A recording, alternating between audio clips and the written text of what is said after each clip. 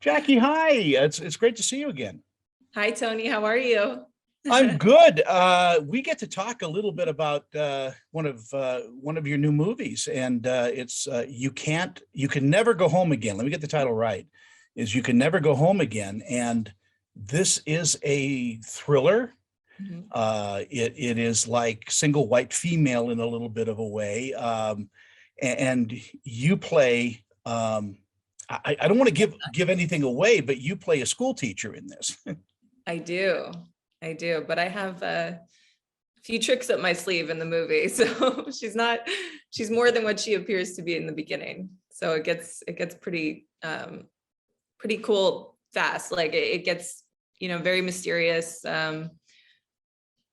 pretty quickly, I would say. Yeah. You start to see that there's something up Yeah, with that. well, it's an edgy kind of film, and again, playing a role like this, I wonder if this is, an actor's dream to do, is to be able to play somebody who has so many different sides to her. Oh, absolutely. And I always love playing villains because, the villain never thinks they're the bad guy in their own story. And that's what's so fun about playing Emma was, I really connected to what she was going through. Obviously in Mhm. the story she takes it to extremes, but we've all felt rejected or, loved someone that maybe didn't love us back. And I think she kind of feels that hurt and she reacts from a place of pain. And I think it's always good to sympathize with the characters you're playing and have empathy for them, even though you don't agree with what they're doing. you know Was this a hard audition? yes, yeah, it was actually on it was over Zoom, Hmm. and I auditioned for the writer and producers, and it was on Christmas of last year. So it was, I really wanted to get it in and do a good job. And then they watched my tape and they're like, we really like this, but we want a few little changes. And so I sent them a different version and then they booked me. So it was really Yeah, well, exciting. congratulations. I imagine working with somebody like Marie and Omar Yes. in this was a joy as well. I mean, obviously there are some passionate scenes in here, but I guess you have to really trust your other actors. Well, immediately Maria and I clicked. We really got along. We actually stayed in the same house when we were filming in Mississippi. We filmed in Jackson, Mississippi, which was awesome. And Omar and I really connected as well. And he is just, I mean, they're both incredible actors to work with. And it just made it so enjoyable because they bring so much to their characters. And there was just such a great camaraderie between all of us. We really enjoyed working together. Is it hard to work for a co-directing team like Bobby and Renee? I mean, sometimes you just want that one director and you get used to them, but having two directors, I think might be a little harder.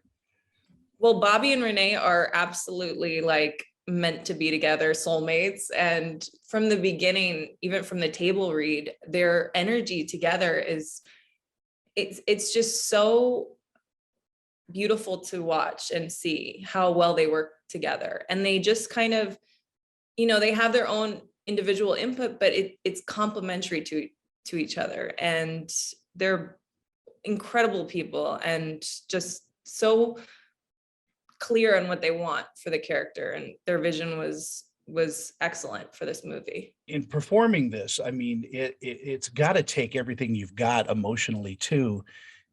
I mean, there are roles that people just kind of phone in, but you didn't. This is a deep role. Thank you. I worked with my acting coach prior to going to Mississippi. Just, we worked together on Zoom a few times to come up with some choices for the character and to really just connect to her journey and what she's going through during this film. And there's definitely a very clear beginning, middle, and end. You start out in one place and you end up in a completely different place with this role. And yeah, it's definitely very, it's taxing on you when you're working on something that's like it's a darker role.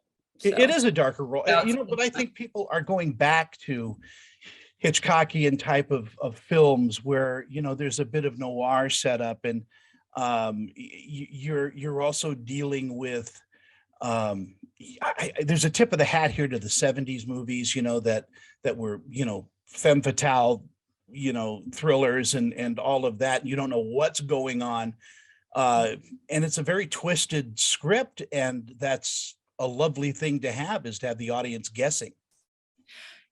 absolutely. And the writer and I really collaborated with our vision for Emma. But the coolest part of filming this was there were so many scenes that happened, you know, whether it was just like, it's just in the moment, things came from playing her that I didn't expect. And, you know, you'll see in one scene, there's like a classroom scene, and that scene I improvised, but it happened organically while we were filming. And, you know, on paper, it's a very small little section, but something takes over you sometimes when you're working on a certain character, and the energy of them comes through. So there's some little surprises.